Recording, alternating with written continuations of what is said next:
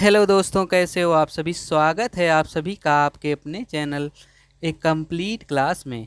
आज हम चर्चा करेंगे शब्द रचना के बारे में। आज हम शब्द रचना की टॉपिक में तद्भव और तत्सम के बारे में भी चर्चा करेंगे। तो चलिए बिना किसी देरी के शुरू करते हैं अपनी आज की टॉपिक, जो कि बहुत ही महत्वपूर्ण है हिंदी ग्रामर की दृष्टिकोण से और हर एक एग्ज़ाम के लिए। तो आइए बात करते हैं शब्द के बारे में कि शब्द कहते किसे हैं। एक या अधिक वर्णों के मेल से, जी हाँ, एक या एक से अधिक वर्णों के मेल से बनी स्वतंत्र सार्थक ध्वनियों को शब्द कहा जाता है, या निश्चित अर्थ को प्रकट करने वाले वर्ण समूह को भी शब्द कहते हैं। आइए आगे बात करते हैं शब्द के प्रकार के बारे में। स्रोत या इतिहास के आधार पर हम आपको शब्दों के जो प्रकार हैं उनके बारे में बताने जा रहे हैं। और हमारा पहला प्रकार है तत्सम। जी हाँ, एग्ज़ाम की दृष्टिकोण से यह टॉपिक बहुत ही महत्वपूर्ण है कि तत्सम किसे कहते हैं। तो आइए जानते हैं तत्सम कहते किसे हैं। जो शब्द संस्कृत से हिंदी में ज्यों के त्यों अर्थात बिना परिवर्तन के ले लिए गए हैं, वे सभी शब्द तत्सम शब्द कहलाते हैं। जी हाँ, जो शब्द संस्कृत में जिस प्रकार से हैं उसी प्रकार से हिंदी में भी प्रयोग किए जाते हैं, वह सभी शब्द तत्सम शब्द कहलाते हैं। आप एक तरीके से कह सकते हैं कि जो शब्द हिंदी में संस्कृत के रूप में बोले जाते हैं वह सभी शब्द तत्सम शब्द कहलाते हैं। और तत्सम शब्द जो हैं वह कुछ इस प्रकार से हैं। मैंने एग्जाम्पल के तौर पे रखा है अग्नि, पृथ्वी, रात्रि, भूमि, प्रथम, राष्ट्र। इस प्रकार से जो शब्द हैं वह संस्कृत में भी इसी प्रकार से हैं और हिंदी में भी इसी प्रकार से बोले जाते हैं। आइए बात करते हैं दूसरे नंबर की टॉपिक पे अपने, जो कि है तद्भव। तद्भव संस्कृत के वे शब्द हैं जो कुछ बिगड़कर हिंदी में प्रचलित हो गए हैं, अर्थात जिन्हें हिंदी की प्रकृति के रूप में ढाल लिया गया है। जी हाँ, तद्भव शब्द ऐसे शब्द हैं जो संस्कृत के हैं लेकिन उनका रूप बदल के उनको थोड़ा अलग तरीके से उच्चारित करके बोल करके हिंदी में प्रयोग किया जाता है, तो वह सभी शब्द तद्भव शब्द कहलाते हैं। आइए जानते हैं कि तद्भव शब्द किस प्रकार के होते हैं।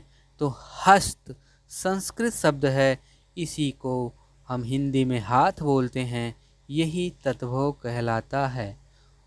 कर्ण संस्कृत शब्द है, इसी को हम हिंदी में कान के रूप में उच्चारित करते हैं, यही तद्भव शब्द कहलाता है। आइए देसी शब्दों के बारे में जानकारी लेते हैं।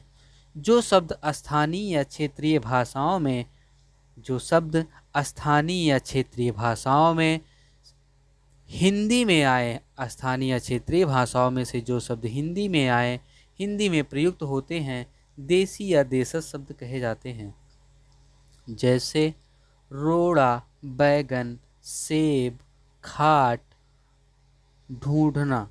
जी हाँ, ये शब्द किसी क्षेत्र विशेष के शब्द हैं और इसीलिए इसे देसी शब्द कहते हैं।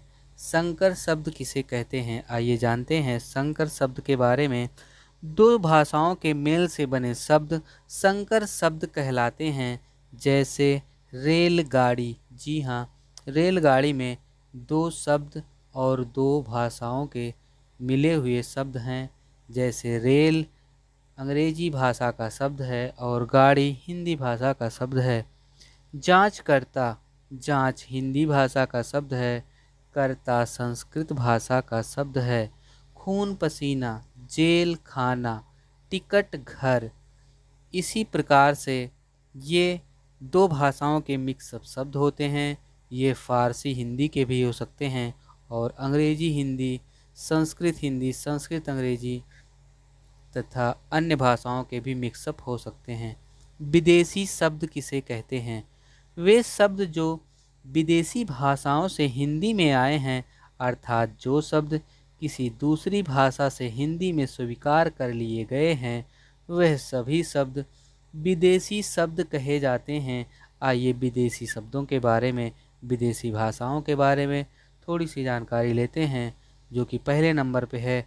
अरबी के शब्द अखबार, आदत, आखिरी, अमीर, इनाम, ईमान, उम्र, औरत, कसूर, कसरत, कानून, किताब, खबर, खराब, जनाब, जालिम, तबादला, नशा, फ़ायदा, मुल्ला, मजहब, मतलब, हकीम, शराब। ये सब हैं अरबी के शब्द और ये सब एग्ज़ाम में आए हुए हैं, इसीलिए मैंने एग्जाम्पल के तौर पर इन शब्दों को रखा है।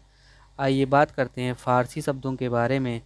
आदत अगर आमदनी, आदत अगर आमदनी, आईना आवाज़, आसमान, कमीना कारीगर, किसमिस खुश, गवाह, चादर, चश्मा, चेहरा, जिगर, जोश, दफ्तर, दवा, दीवार, दिलेर, दलाल, पजामा, परहेज, बेकार, बेरहम, मजदूर, सरदार, सौदागर, साहब। ये शब्द हैं फ़ारसी भाषा के।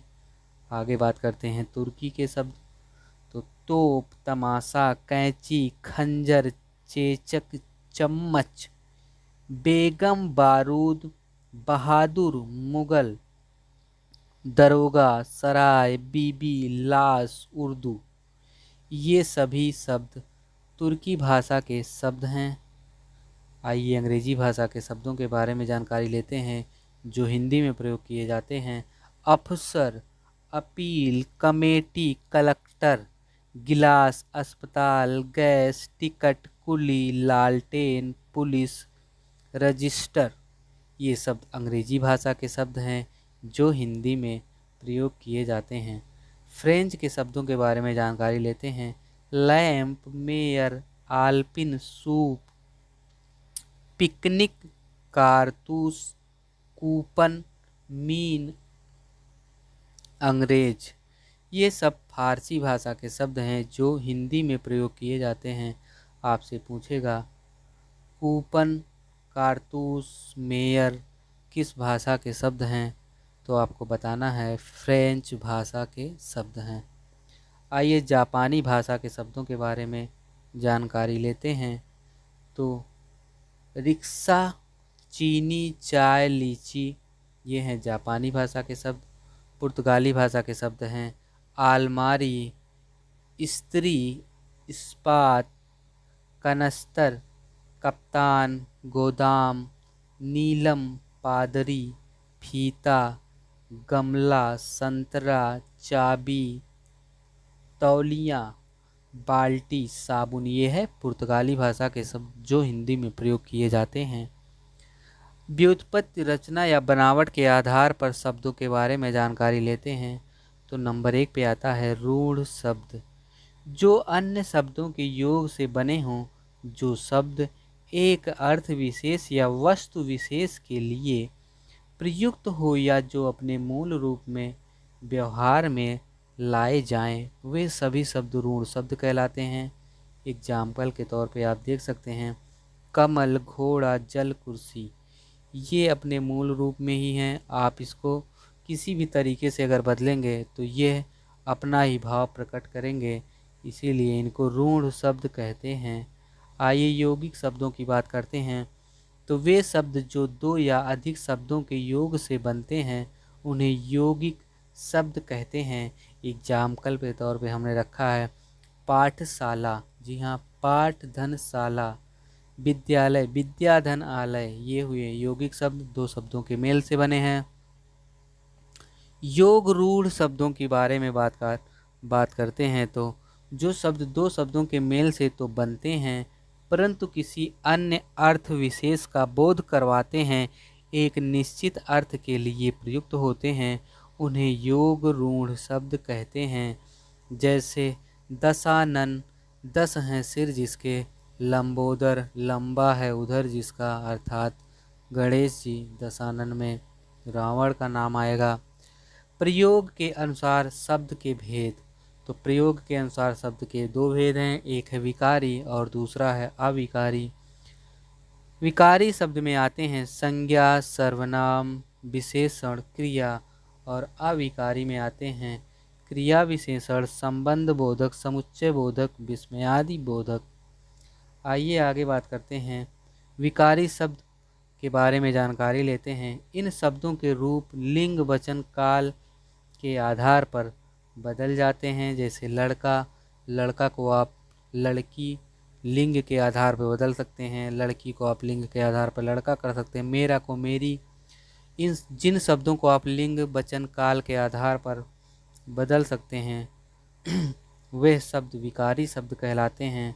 और अविकारी शब्द की अगर बात करें तो लिंग वचन कारक तथा काल के आधार पर जिनको नहीं बदला जा सकता वह शब्द अविकारी शब्द कहलाते हैं। और ये हैं शनैः शनैः मतलब धीरे धीरे, और किंतु, हे, अरे। इन शब्दों को आप किसी भी प्रकार से नहीं बदल सकते, न लिंग, न वचन, न काल, न कारक। आइए हम आगे बात करते हैं तद्भव और तत्सम शब्दों के बारे में। तो तत्सम शब्द मतलब आपको मैंने पहले ही बता दिया है कि संस्कृत, और तद्भव मतलब होता है संस्कृत का बिगड़ा हुआ रूप जो हिंदी में प्रयोग किया जाता है। तो तद्भव हिंदी में प्रयोग किया जाने वाला संस्कृत का बिगड़ा रूप हड्डी, और हड्डी को तत्सम अगर आप परिवर्तित करेंगे तो अस्थि होगा। आपसे एग्जाम में पूछा जाएगा अस्थि तत्सम है कि तद्भव है, हड्डी तद्भव शब्द है या तत्सम, तो आपको बताना रहेगा।